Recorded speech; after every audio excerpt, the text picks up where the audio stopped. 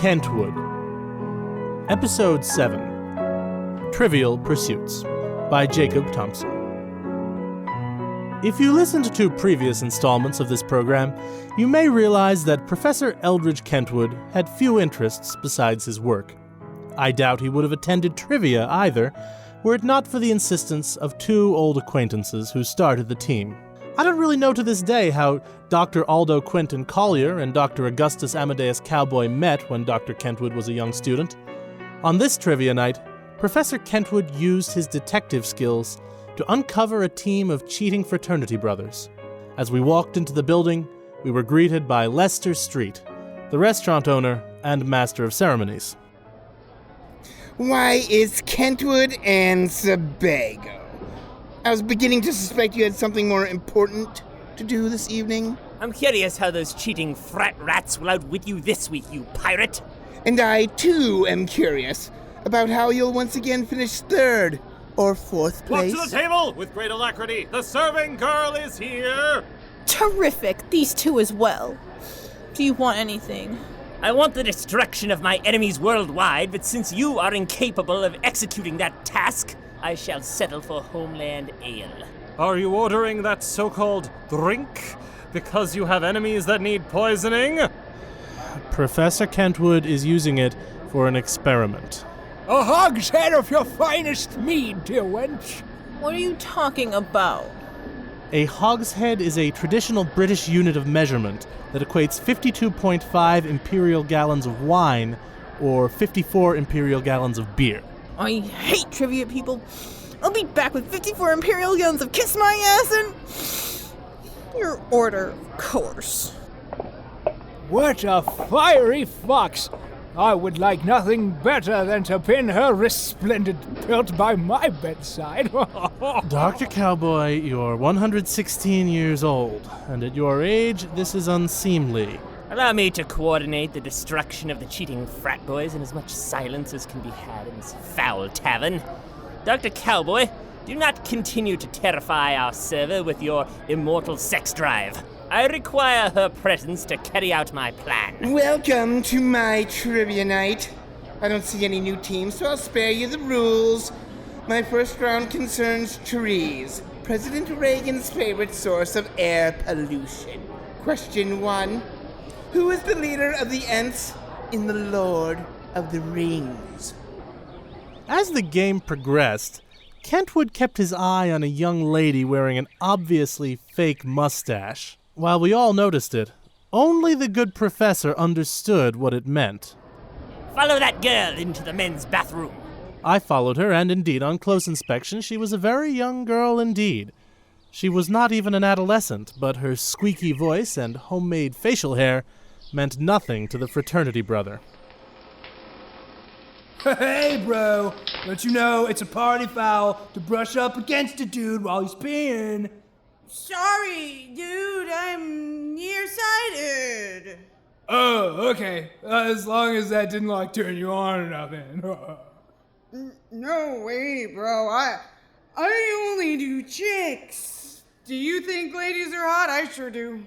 I don't believe you. You're totally setting off my gaydar. You de-evolved your Adam's apple and your hips are shake hips. You're a weird dude. While I followed the girl outside, Megan the waitress finally returned to Professor Kentwood's table. My, 'tis the long-awaited return of our fair and buxom server. I request your silence, Professor Cowboy, and you shall be rewarded by victory. Oh, Jesus, what now? Here's your ale, by the way. I have a proposition for you. No. So you don't wish to earn $50 for the mere task of switching one pair of sunglasses for another? Is this 50 counterfeit dollars, marked bills, foreign money, or some other stupid trick? The money is on the table, and even the likes of you should perceive it as real. Good. I don't mind taking your money anyway. While this deal went down, I talked with the disguised girl and Dr. Gina Brewster, an English department colleague of mine who frequents trivia. You're a little late for Halloween, young lady. Who dare you call Greco Rubino a lady? At first glimpse, Mr. Rubino certainly looks like a tiny, effeminate garbage man, and this is a dead ringer for a joke shop mustache, but... Well, I'll be damned. It came right off. I never gave you permission to touch me. I didn't know until now that you were Delia DeKalb. How do you know now? Professor Kentwood keeps a watchful eye on the sports teams and has a dossier on all the players, including their relatives. Speaking of Kentwood, shouldn't you be kissing his rear end about now? I may be more of a Smithers than a Watson, but I haven't had to pretend to do any research in 10 years. It pays to know Elderedge. Adios, amigos! Delia, I have a message for you. Professor Kentwood has all but solved this case, and your Nancy Drew-esque exploits are just a waste of time. Nancy what? Are you teaching Nancy Drew now, Dan? I suppose you should teach something that you can understand. Silence. Professor Kentwood has told me to tell you, at best, you are a pawn on his chessboard. Is Eldredge good in bed? I will take the high ground and return to my table before I strike a child. While I was exposing Delia DeKalb as a fraud, our waitress switched the sunglasses as she had been paid to do. She was able to get away with it as the frat boys had other concerns on their minds. Waitress! What is it? We have, a super simple question. If a guy dresses like a chick and touches a dude's butt and then says he loves the chicks, but then takes his clothes off and becomes a girl, does that make he and or she and or it gay and or bisexual, bro? Tip? I guess I need to repeat the question slow for you. If a guy... Finally, after the last round, young Delia DeKalb rushed the stage, where Lester was about to reveal the final scores. It appears that I'm being interrupted by a child. This has never ended well, but I have given the floor to even less promising people in the past. I discovered how the frat boys cheated! Whoa! We won the last 2 games, so show us some respect and use our name. Our team name is the Pittsburgh Feelers. What evidence are you bringing to the table? Several people laughed at my fake ID tonight, but unlike my older sister, my fake ID wasn't supposed to get me beer. It was supposed to be Greco Rubino, a sketchy man with a bitchin' mustache. I snuck into the bathroom and saw the computerized sunglasses these college kids used to cheat. And then I put a wire on them so I could hear them. I got a lot of proof tonight, and I can send audio files to anyone who is interested. Young men, you stand accused of cheating at trivia. How do you defend yourselves? If what she said is true, she recorded us by putting a listening device on my ass. You can't do that if you're dressed up as a dude or if you are in fact a dude. This sounds dangerously close to a confession. I would really like to say who won tonight's game, but first I feel as if I should see these glasses. Well, unfortunately, those so-called cheating sunglasses are missing. At this moment, Delia has no proof. She's doing, to me, what Hitler did to lots of people. Let us leave Hitler out of this, at least as much as we can. As for scores, the following teams were far back in the pack. Ass Butt, the Waitstaff, Lan Ho, the Coolidges.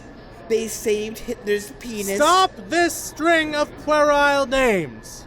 Professor Eldredge Kentwood will now hold forth. Your table tends to hold forth whether I allow it or not. So, you might as well bore us. You may be wondering why I've gathered you all here tonight. People actually attend this event in spite of you. As far as notorious curmudgeons go, you are no Dr. Cowboy. That is Professor Augustus Amadeus Cowboy III for the likes of you. Mr. DeKalb came upon the first piece of the puzzle, that the so-called Pittsburgh feelers were cheating through its manifest transparency. I admire the resourcefulness of this girl child in taking the trouble to resurrect the long-neglected art of disguise, and perhaps for gathering some hard evidence. But that is the full extent of my approbation. I, Professor Elderedge Kentwood, had some presupposition that this team had bent the rules, and I purchased the services of the girl you call Megan. With surprising basic competence, she confiscated from the table the sunglasses that the one called Connor had been ceaselessly wearing. They matched the wares which I have in my private crime laboratory. You may be pondering the nature of these alleged glasses, and I, Professor Elderedge Kentwood, am willing to provide an explanation. I had observed the team for weeks, and this evening I instructed Dr. Sebago to program my own answer shades with misleading answers, and brought them with me tonight so that the serving girl could swap them with those of the Pittsburgh feelers. For my evidence, I cite the increasingly inveracious answers they provided. Note how their answers perfectly align with the answers Daniel is bringing to you as I speak. I don't follow. That is Kentwood's obnoxious way of saying that he has got you. Also note that if you take the first letters from each of my answers in order, they spell out the phrase, Kentwood knows all. Very clever. Obnoxiously clever, in fact. But I see no way that I can deny your team a 50-point bonus next week. What about me? I figured it out too! The Brethren were 6th, the Butt Nuggets 5th, the Pittsburgh Feelers 4th, Chinese Concoction 3rd, Nos Contemno Bardus in 2nd, and I said your name properly to spare us all another 5-minute speech. Team Tweed won this week, and the Pittsburgh Feelers are banned. Woo! Awesome! I don't understand you people. It is very simple. We only started coming here because it was an initiation into the frat. When we get kicked out, you see, we become full members and stuff. I'm going to pretend to believe you if this sentence is the very last time I must say the phrase Pittsburgh Feelers. Screw you! I've heard worse, much worse. Yes! Victory for us! I believe I just said that you finished 2nd. We finished first in mystery solving, which is trivia that is relevant to actual life. Now all of you may thank me at your own leisure. Shut up and sit down!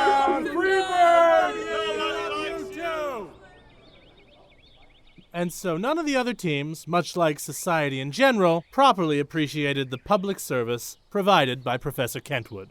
The Homeland Ale was, to Professor Kentwood's disappointment, not a means to transmute lead into gold. In the years since, Professor Cowboy has remained remarkably alive, and has as many adventures as Dr. Collyer refuses to. They are still fixtures at trivia, though I myself have not attended in years. What I will continue to do is relate adventures from the life of Kentwood. And you will hear from me in the next episode.